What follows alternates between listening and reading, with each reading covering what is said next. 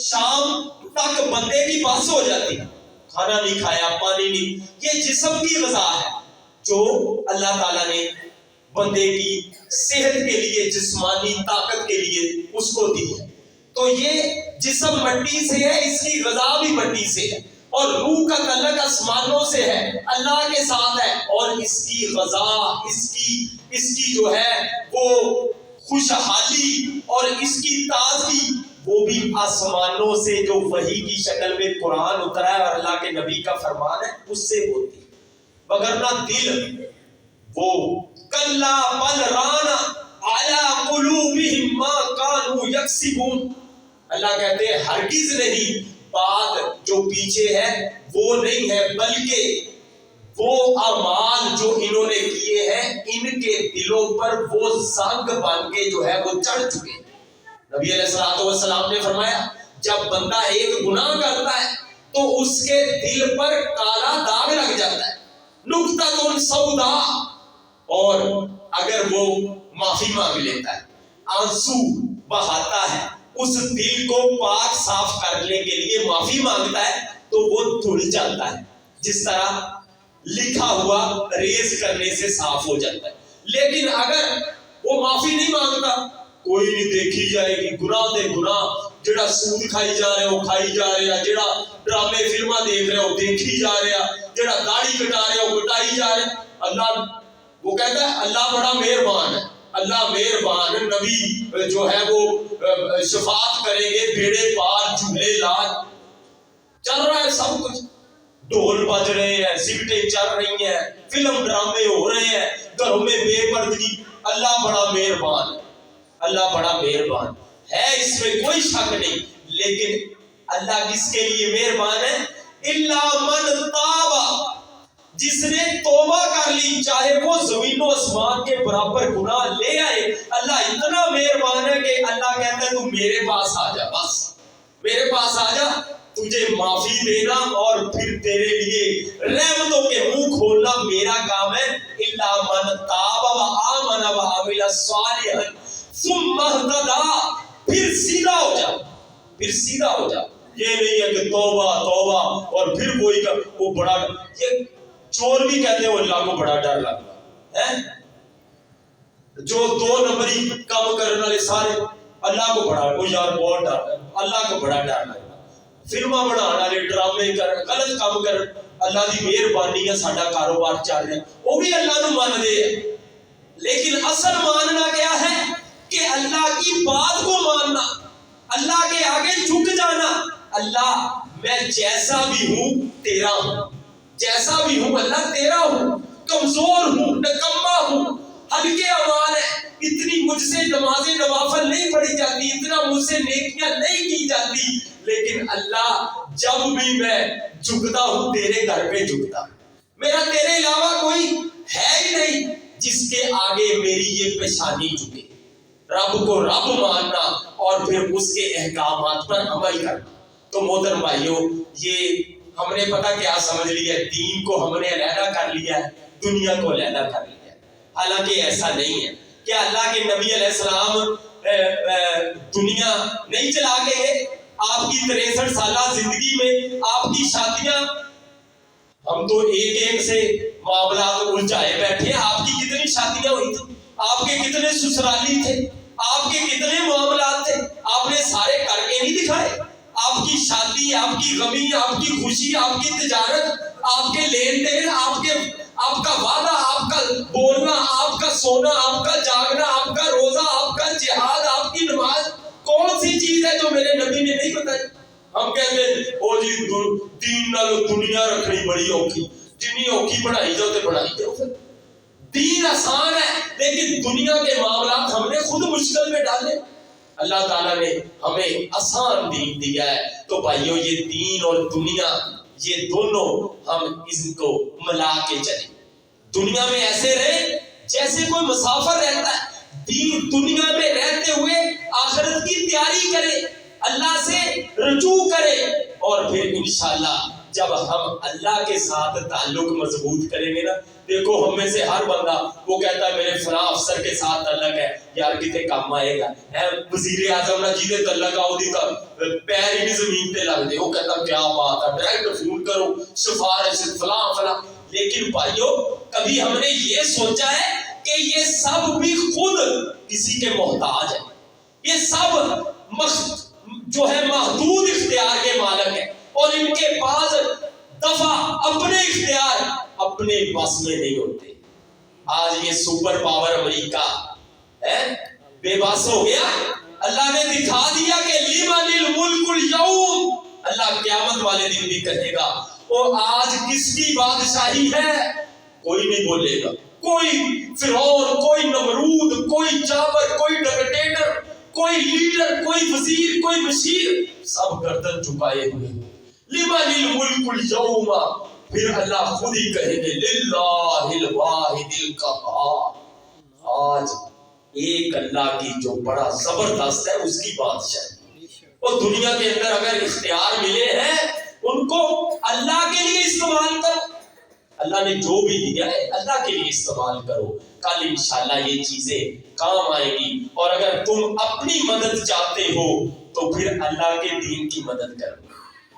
ہم چاہتے ہیں کہ اللہ ہماری کوئی موڑے نا اور ہم اللہ کی کوئی مانے نا، ہم کہتے ہیں اللہ کی ہم کوئی مانے نا، ادھر برادری آ گئی ادھر اللہ ہے، وہ جی برادری بھی رکھنی پہنتی ہے تھوڑا پتا مولوی، ادھر بیوی آ گئی ادھر اللہ ہے، اللہ کہتا ہے ایسے نہ کر، بیوی کہتی کرنا ہے، ادھر بچہ آ گیا، ادھر کوئی کاروبار آ گیا، کوئی معاملات آ گئے، تو ہم کس کی جٹلا دیتے ہیں؟ اللہ کو بڑی آسانی سے جٹلا دیتے ہیں، اور دوسرے سارے ہم کام کر رہے ہیں ان کو پوج رہے ہیں، ان کے پیچھے مر رہے ہیں، کوئی کسی لیڈر کے پیچھے، کوئی پارٹی کے پیچھے، کوئی اپنی جماعت کے پیچھے، کوئی اپنے مسلک کے پیچھے۔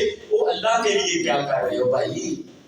یہ کام آنے والی چیز ہے۔ ایک حدیث سنا کے بات کو ختم کرتا ہوں۔ نبی علیہ الصلوۃ والسلام اپنا ان کا کزن تھا، کزن عبداللہ بن عباس، چچا کے بیٹے، بچے تھے ابھی، تو سواری پر پیچھے بیٹھے کہہ رہے ہیں یا غلام، اے بیٹے، اے بچے، احفظ اللہ، اللہ کے دین کی حفاظت کر، یحفظ کا، اللہ تیری حفاظت کرے گا۔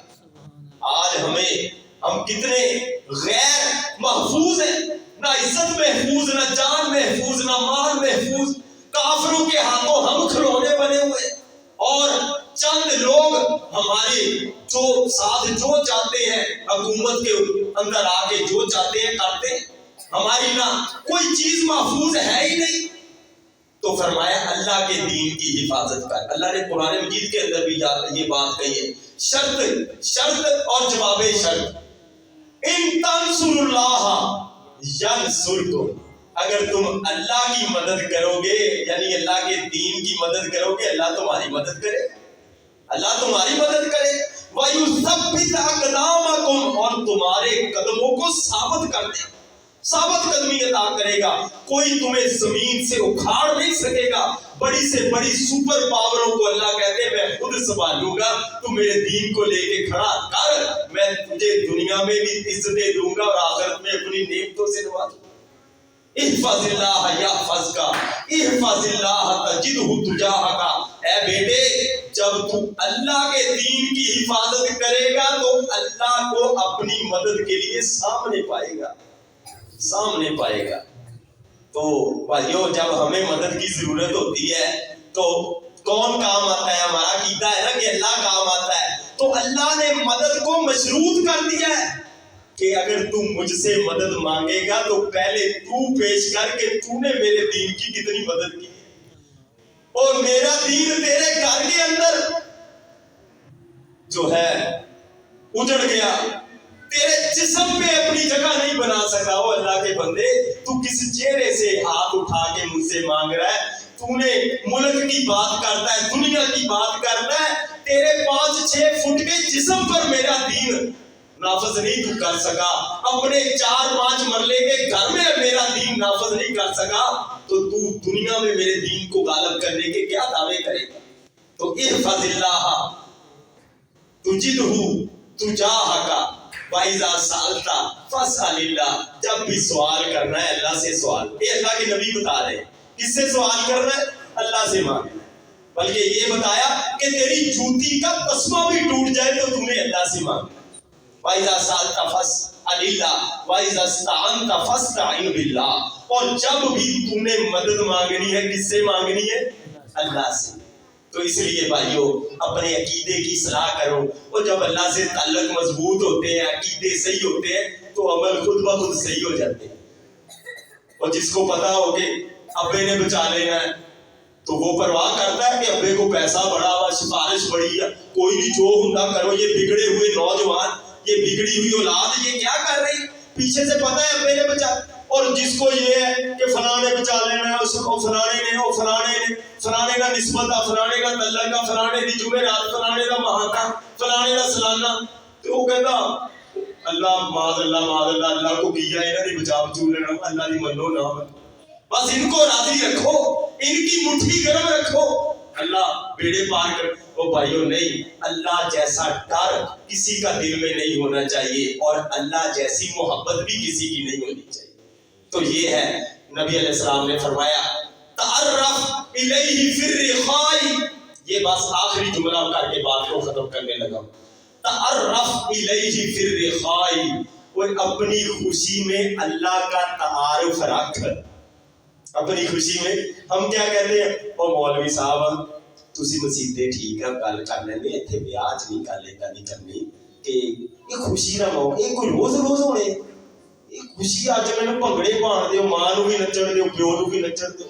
حج عمرے دا اسی کیتے ہوئے ہیں، اج منڈے دی ماں نچے گی تے بیاہ تے مزہ آئے. تو یہ اللہ کہتا ہے تو خوشی میں مجھے یاد رکھ، میں غمی میں تجھے نہیں بھولوں گا.